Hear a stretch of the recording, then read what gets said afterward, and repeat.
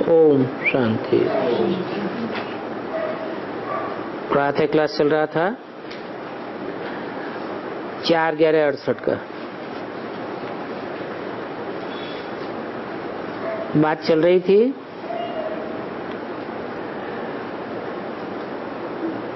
मैं 84 के चक्र में नहीं आता हूं।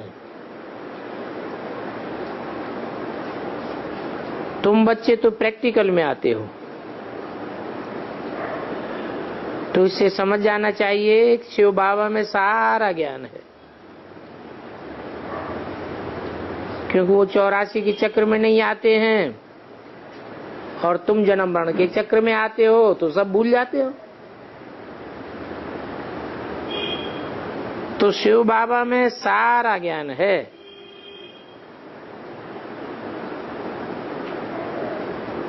तुम बच्चे जानते हो हम ब्राह्मण सभी स्वदर्शन चक्रधारी बनते हैं। बाबा तो स्वदर्शन चक्रधारी नहीं बनते हैं, क्योंकि बाबा 84 के चक्र में ही नहीं आते। जो चक्कर में आवे तो स्वदर्शन चक्रधारी बने। बाबा तो है ही त्रिकालदर्शी, अंतर्यामी है ना। तुम जानते हो कि हम ब्राह्मण अभी स्वदर्शन चक्रधारी बनते हैं संगम युग में, और कोई युग में नहीं बनते हैं। और बाबा तो कभी भी नहीं बनते हैं, न चारों युगों में बनते हैं न संगम युग में बनते हैं। उन्हें सुदर्शन चक्रधारी बनने की क्या दरकार। 84 के चक्कर का मनन चिंतन मंथन तो तुम बच्चों को करना है। तो सवाल ये उठता है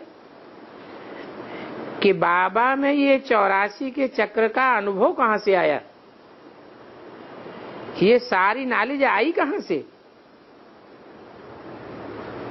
क्योंकि अनुभव तो हम बच्चों को प्राप्त होता है,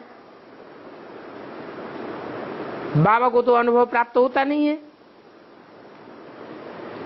तो बाबा कहां से अनुभव लाता है जो हमको सुनाते हैं। उनको भी तो 84 के चक्र का प्रैक्टिकल में अनुभव हो जाना चाहिए ना। बाप कहते हैं मैं पूरे 84 का चक्र लगाने वाले में प्रवेश करता हूं, तो मुझे ज्ञान सागर कहते हैं। परंतु खुद मैं 84 के चक्र में नहीं आता हूं। तो अब समझा मेरे में ये ज्ञान कहां से आया। टीचर पढ़ाते हैं तो जरूर खुद पढ़ा हुआ है। तो ये शिव बाबा कैसे पढ़ा, उनको कैसे 84 के चक्र का मालूम पड़ा, जबकि खुद ही 84 जन्मों में नहीं आते हैं। क्योंकि बाप बीज रूप है, बीज रूप होने के कारण जानते हैं। खुद तो 84 के चक्र में नहीं आते हैं, परंतु तुमको समझाते हैं। तो देखो ये कितना वंडरफुल बात है। ऐसे भी नहीं है कि बाप कोई शास्त्र आदि पढ़ा हुआ है, और ये बातें तो शास्त्रों में भी नहीं लिखी हुई है। शास्त्रों में तो सारे ही गपोड़े हैं। तो कहा जाता है कि ड्रामा अनुसार शिव बाबा में ये नॉलेज नुधी हुई है, जो आकर के तुमको सुनाते रहते हैं। तो देखो शिव बाबा वंडरफुल टीचर हुआ। वंडर खाना चाहिए। इसलिए इनको बड़े बड़े नाम दे दिए हैं। ईश्वर, प्रभु, अंतर्यामी आदि आदि कितने नाम दिए हैं। तुम वंडर निकालते हो ईश्वर में ये सारी नॉलेज कैसे भरी हुई है। उनमें ये नॉलेज आई कहां से जो हमको समझाते हैं, क्योंकि उनका तो कोई बाप भी नहीं है जिससे जन्म लिया हो, और उनका कोई टीचर भी नहीं है जिससे उन्होंने समझा हो। बाप कहते हैं तुम सभी भाई भाई हो,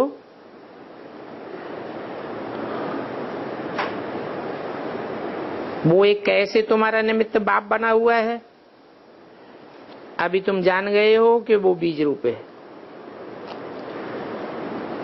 उसमें तो ऑटोमेटिक सारी नॉलेज भरी हुई है। कितनी नॉलेज बैठ बच्चों को सुनाते हैं। कहते हैं 84 जन्म मैं नहीं लेता हूं, तुम लेते हो। तो जरूर प्रश्न उठेगा, बाबा आपको मालूम कैसे पड़ा। बाबा कहते हैं बच्चे, अनादि ड्रामा प्लान अनुसार मेरे में पहले से ही ये नॉलेज है जो तुमको पढ़ाता हूं। इसीलिए इनको ऊंचे से ऊंचे भगवान कहा जाता है, क्योंकि ये खुद चक्कर में नहीं आते हैं, परंतु फिर भी उनमें सारी सृष्टि चक्र के आदि मध्य अंत की नॉलेज भरी हुई है। तो तुम बच्चों में को कितनी खुशी होनी चाहिए कि बाबा को 84 के चक्र का नॉलेज कहां से मिला। अभी तुमको तो मिला बाप से, तो बाप में ओरिजिनल नॉलेज है ही है। उनको कहा जाता है नॉलेजफुल। कोई से पढ़ते भी नहीं है तो भी उनको ओरिजिनली सब मालूम है, इसलिए नॉलेजफुल कहा जाता है। ये वंडर है, इसलिए उनकी ऊंच से ऊंच पढ़ाई गाई जाती है। तो बच्चों को वंडर लगता है बाप के ऊपर कि उनको क्यों नॉलेजफुल कहा जाता है। तो ये भी समझने की बात है। और दूसरी फिर क्या बात है, ये चित्र जो तुम दिखाते हो, तो कोई पूछेंगे ब्रह्मा में भी अपनी आत्मा होगी, और ये जो लक्ष्मी नारायण बनते हैं उनमें भी अपनी आत्मा होगी।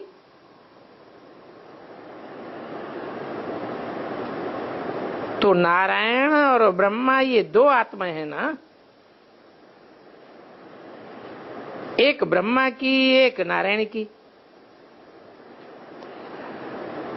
परंतु विचार करेंगे तो ये कोई दो आत्माएं हैं नहीं,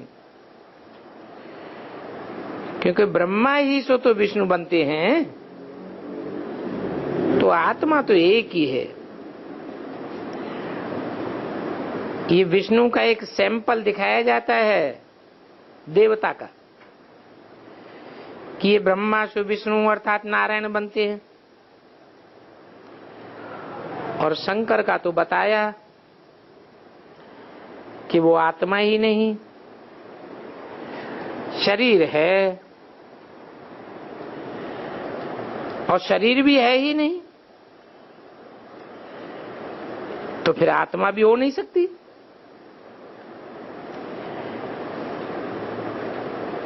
देहभान तो है ही नहीं। इनको कहा जाता है गुह्य बातें। बाप कहते हैं मैं तुमको गुह्य नॉलेज सुनाता हूं, और तो कोई ये नॉलेज पढ़ा ही नहीं सकता सिवाय बाप के। तो ब्रह्मा और विष्णु की कोई दो आत्माएं नहीं है, वैसे ही सरस्वती और लक्ष्मी की दो आत्माएं नहीं है। तो बताओ, ब्रह्मा और विष्णु की अथवा सरस्वती और लक्ष्मी की दो आत्माएं हैं या एक? आत्मा तो एक ही है, शरीर दो है, क्योंकि ये सरस्वती लक्ष्मी बनती है, इसलिए आत्मा तो एक ही गिनी जाएगी। और ये 84 जन्म भी एक ही आत्मा लेती है। ये बड़ी समझ की बात है, क्योंकि ब्राह्मण सोई देवता बनते हैं, देवता सोई क्षत्रिय वैश्य शूद्र बनते हैं। तो आत्मा एक ही शरीर दूसरा लेती है। तो ये विष्णु का सैंपल दिखाया जाता है, कैसे ब्राह्मण से विष्णु देवता बनते हैं।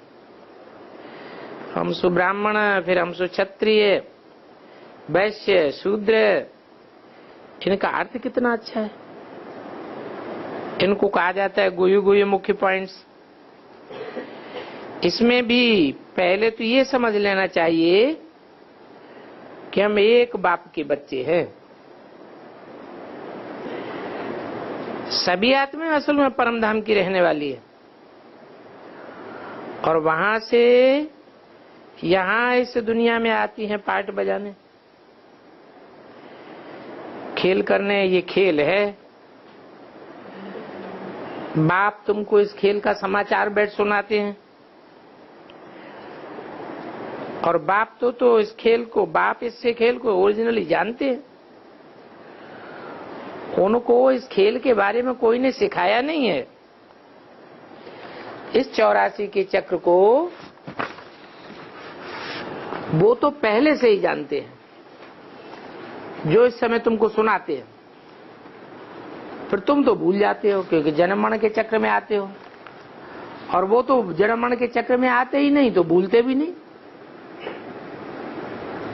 4/68 की वाणी का दूसरा पेज।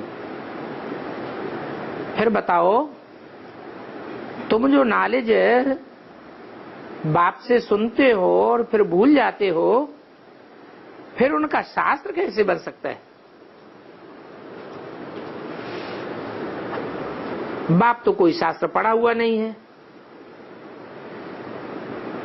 वो तो आकर के कैसे नई नई बातें सुनाई देते हैं, बताते हैं आधा कल्प है भक्ति मार्ग, और ये बातें भी शास्त्रों में नहीं है। ये शास्त्र भी ड्रामानुसार भक्ति मार्ग में बने। तुम्हारी बुद्धि में शुरू से लेकर अंत तक इस ड्रामा की कितनी बड़ी नॉलेज है। तो इनको जरूर मनुष्य तन का आधार लेना पड़े।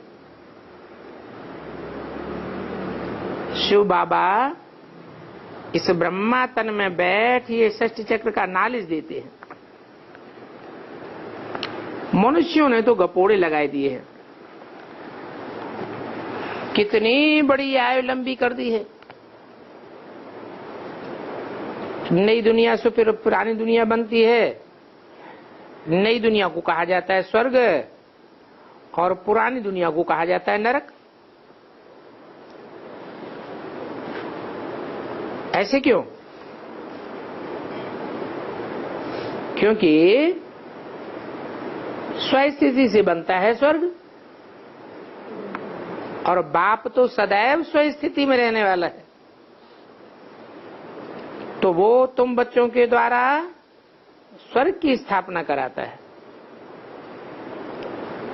द्वापर युग से मनुष्यों की सृष्टि कही जाती है। मन चलायमान हो जाता है, मननात् मनुष्य कहा जाता है। मनन चिंतन मंथन करने वाले को मनुष्य कहते हैं। तो मनुष्य जिसे नर कहा जाता है, वो नरक बनाता है।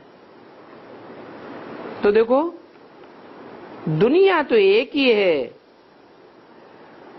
परंतु बनाने वाले के ऊपर आधार है।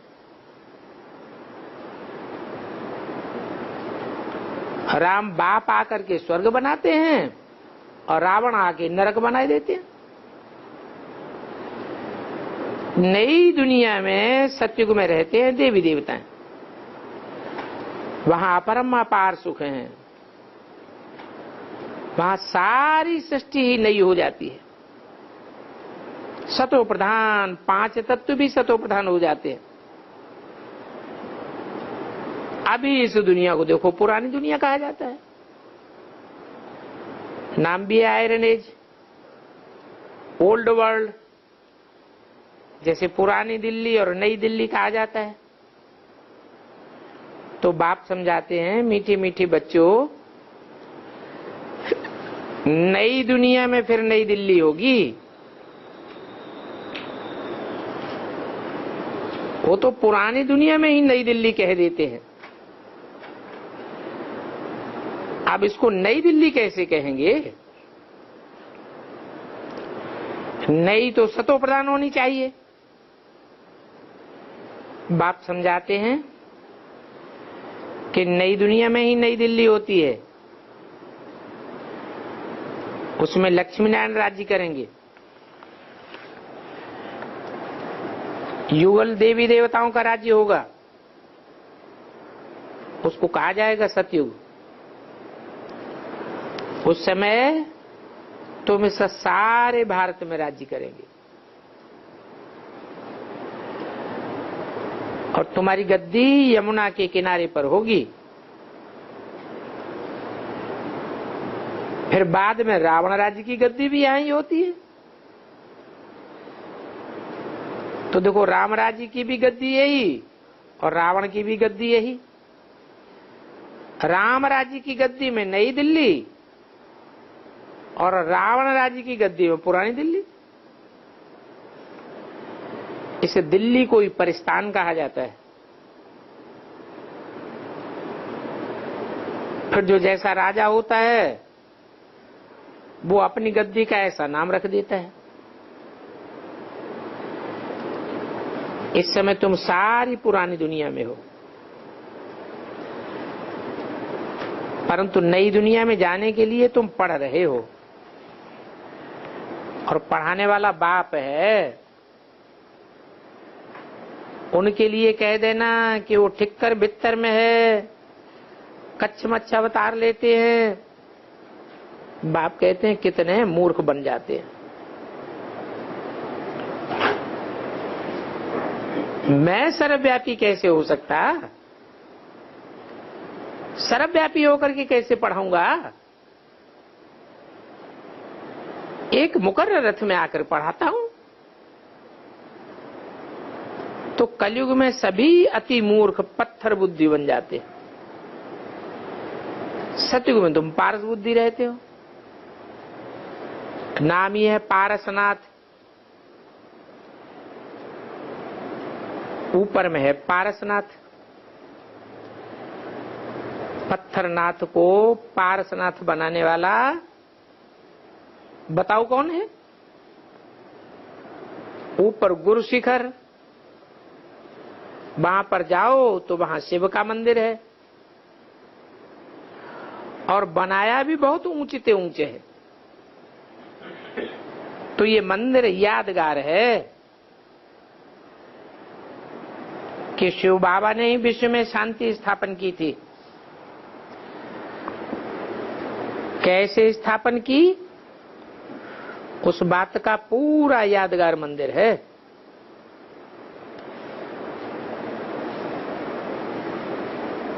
बाबा ने ऊपर से नीचे आकर तुमको राजयोग सिखाया।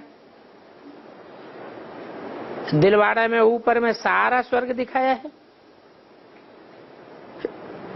तो जरूर बाप यहाँ आया है और आकर बच्चों को राजयोग सिखाया है। कोठरियों में राजयोगी बैठे हुए हैं। तो देखो अभी तुम प्रैक्टिकल में स्वर्ग में जाने के लिए पुरुषार्थ कर रहे हो, जहां अकाल मृत्यु कभी होती नहीं है। बेहद के बाप से तुमको 21 पीढ़ी का वर्षा मिल जाता है। अभी तुम संगम युग पर हो, जबकि कलयुग पुरानी दुनिया खत्म हो जानी है। अभी जनवरी से कहेंगे, बाकी 7 वर्ष।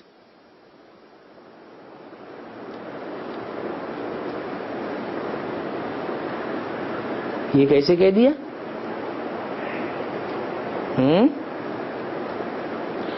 68 की वाणी है, 68 के बाद 7 वर्ष जोड़े तो 75 पूरा होता है, 76 आता है। 76 में पुरानी दुनिया खत्म कैसे कहें? है?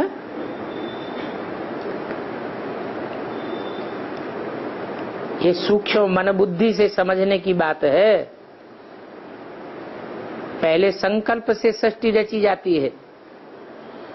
संकल्प तो अति सूक्ष्म होता है। तो 76 में ये संकल्प में बीज पड़ जाता है कि कौन सी पुरानी दुनिया और कौन सी नई दुनिया का संगठन नया तैयार होता है। ब्राह्मणों की पुरानी दुनिया का विनाश, विघटन शुरू हो जाता है और ब्राह्मणों की नई दुनिया की स्थापना शुरू हो जाती है।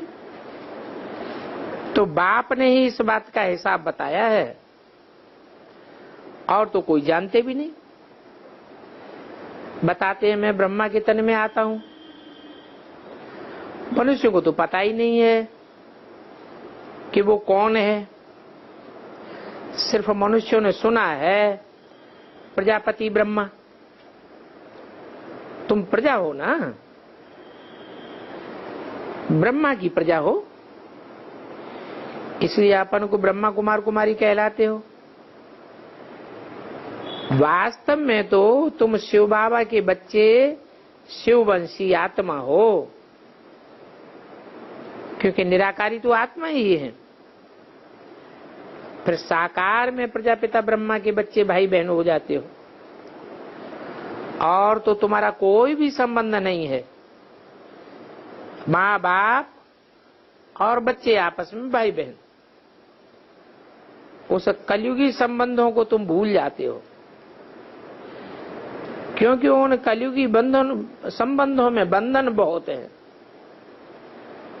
नाम संबंध है, बंधन में बांधने वाले हैं। संबंध तो सुख का होना चाहिए ना। अभी तुम सुख के संबंध में जाते हो नई दुनिया में। अभी तुम ब्राह्मण चोटी हो। ब्राह्मणों की चोटी छोटी होती है, ब्राह्मण तो बड़े होते हैं। सिख को ब्राह्मण नहीं कहेंगे। ये चोटी ब्राह्मणों की निशानी है, परंतु सिख लोगों की भी तो बड़ी चोटी है। फिर उनको बड़ा ब्राह्मण क्यों नहीं कहते? अभी तुम जानते हो कि तुम्हारा ब्राह्मणों का कुल है, वो तो कलयुगी ब्राह्मण है। ब्राह्मण अक्सर करके पंडे होते हैं जो तीर्थ यात्रा कराते हैं। एक होते हैं धामा खाने वाले ब्राह्मण और दूसरे होते हैं कथा सुनाने वाले ब्राह्मण, गीता आदि सुनाते हैं। अभी तुम ब्राह्मण भी गीता सुनाते हो।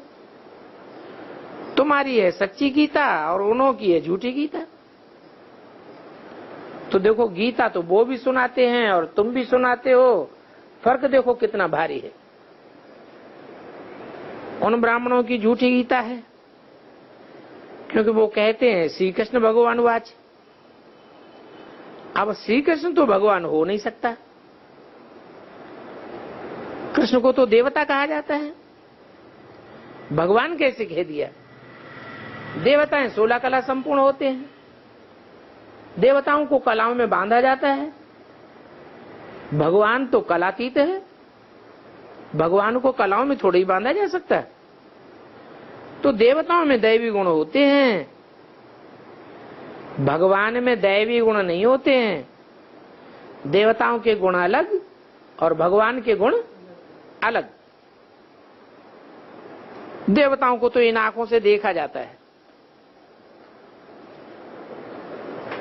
शिव के मंदिर में देखेंगे मूर्तियां रखी है, परंतु शिव को तो अपना शरीर नहीं है। वो परमात्मा है। परमात्मा अर्थात परमात्मा, ईश्वर, प्रभु, भगवान आदि से कोई अर्थ नहीं निकलता है। परमात्मा अर्थात सुप्रीम आत्मा। तुम तो सुप्रीम नहीं हो, तो फर्क देखो कितना है तुम्हारी आत्मा और उस आत्मा में। तुम आत्मा अभी परमात्मा से सीख रहे हो, और वो परमात्मा तो कोई से सीखा नहीं है। कृष्ण ने तो बताते हैं शास्त्रों में, संदीपन गुरु को गुरु बनाया, उनसे सीखा। तो देखो ये वंडरफुल बात है, जो शिव बाबा किसी से सीखता नहीं है, उस फादर को हम परमात्मा अर्थात फादर कहते हैं।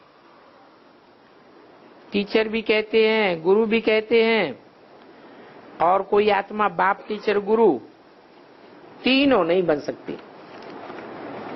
ये तो शिव बाबा ही है, एक ही परमात्मा है, उनको कहा जाता है फादर। 4/11/68 की वाणी का 3रा पेज। तो बच्चों के लिए फादर है, तो फादर है तो टीचर भी चाहिए। वो एक ही फादर है जो टीचर भी है, गुरु भी है।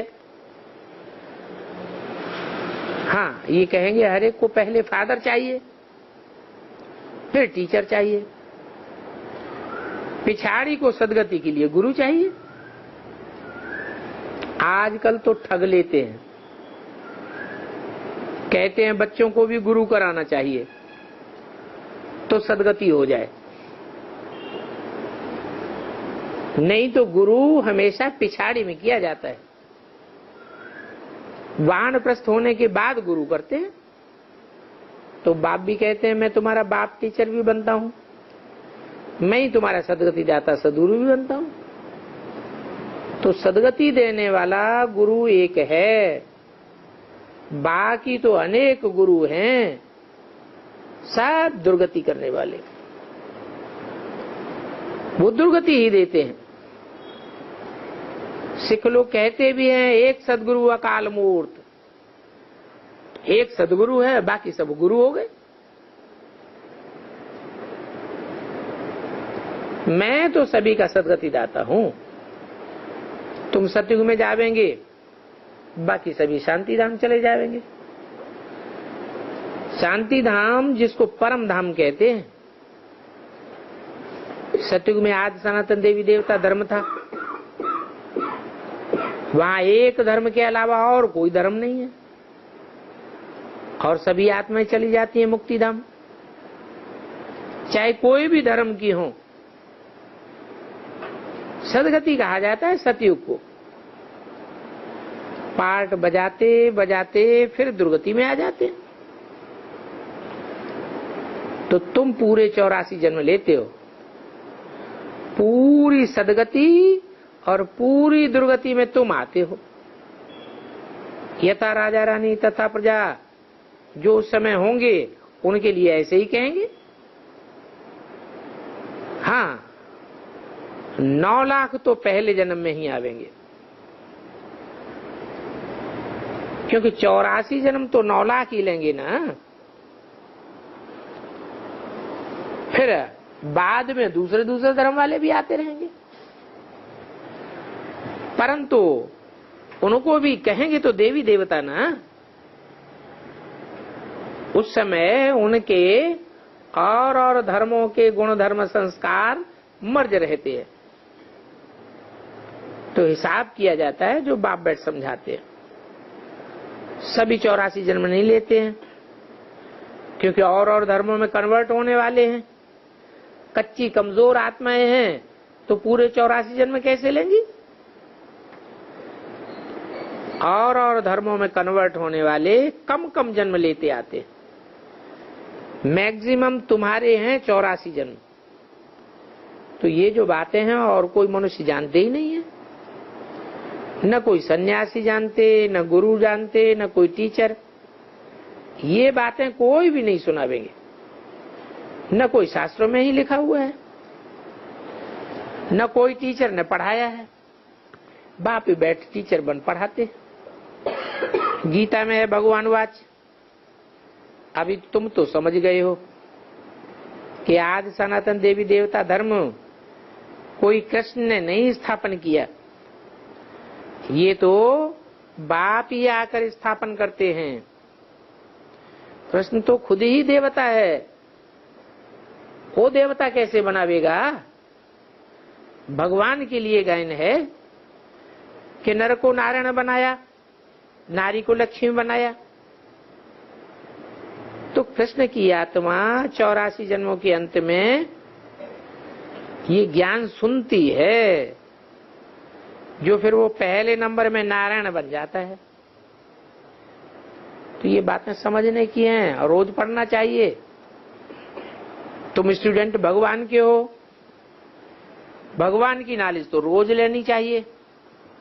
है भी भगवान वाच। कहते मैं तुमको राजाओं का भी राजा बनाता हूं। नहीं तो बताओ, जन्म जन्मांतर इतने राजाएं हुए, उन राजाओं को राजाई किसने सिखाई? उनको कंट्रोलिंग पावर किसने दी? कोई बतावे? पुरानी दुनिया में तो राजाई देना कोई सिखाता ही नहीं। एक बाप ही आते हैं संगम युग पर, जो राजयोग सिखाए राजा बनाते हैं। तो नई दुनिया माना सतयुग, अभी है कलयुग। बाप आकर के कलयुगी पति से सतयुगी पावन बनाते हैं।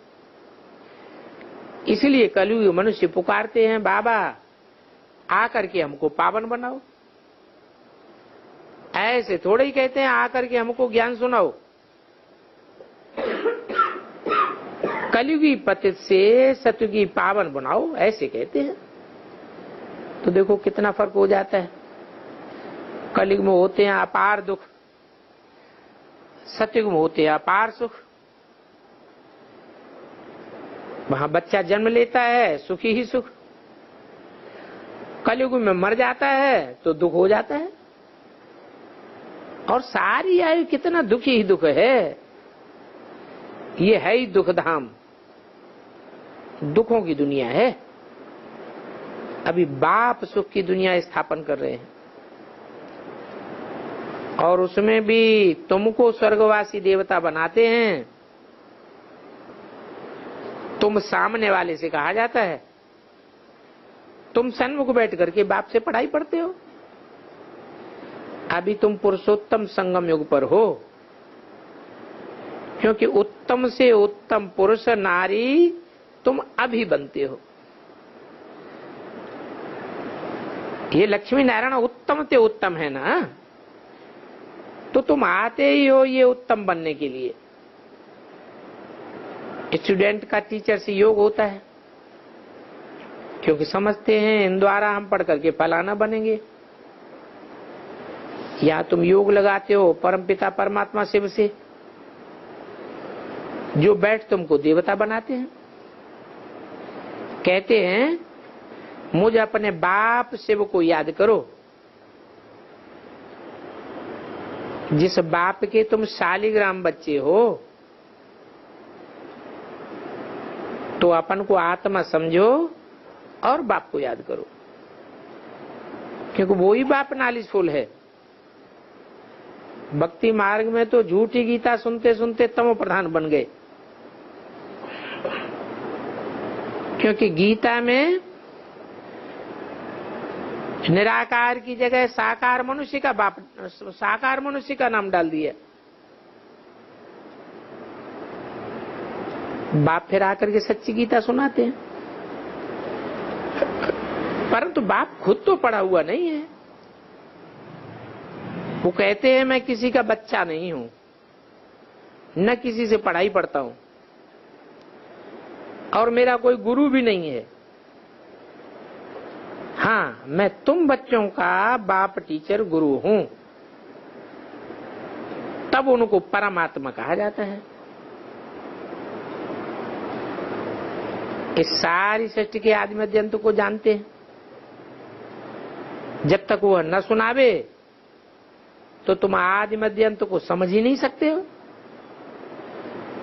वर्ल्ड की हिस्ट्री, ज्योग्राफी, इस चक्र को जानने से तुम चक्रवर्ती राजा बन जाते हो।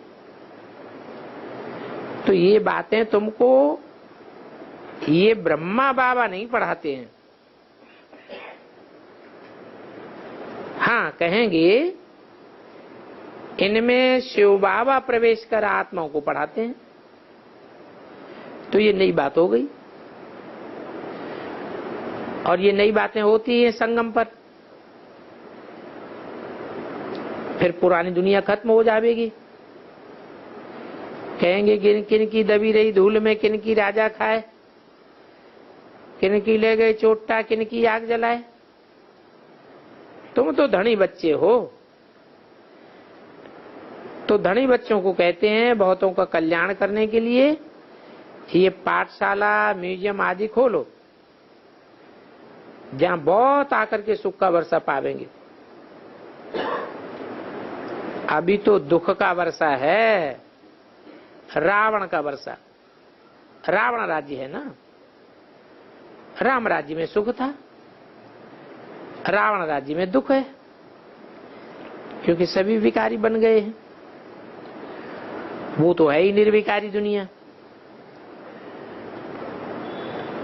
ये तो जानते हो कि बच्चे तो इन लक्ष्मी नारायण आदि के भी होते हैं, परंतु वहां योग बल से पैदाइश होती है। बाप तुमको योग बल सिखाते हैं, योग बल से तुम विश्व के मालिक बन जाते हो। बाहुबल से हिस्ट्री में कोई भी विश्व का मालिक नहीं बन सका। ये ला नहीं कहता है कि बाहुबल से कोई हिटलर, नेपोलियन, मुसोलिनी विश्व का मालिक बन जाए। सारे विश्व पर राज्य कर ही नहीं सकते। तुम बच्चे बाप की याद से, याद के बल से विश्व की बादशाही ले रहे हो। तो समझो कितनी ऊंची पढ़ाई है। बाप कहते हैं अभी पहले पहले पवित्रता की प्रतिज्ञा करो। पवित्र बनने से ही तुम पवित्र दुनिया के मालिक बनेंगे। अच्छा, बच्चों को गुड मॉर्निंग और नमस्ते।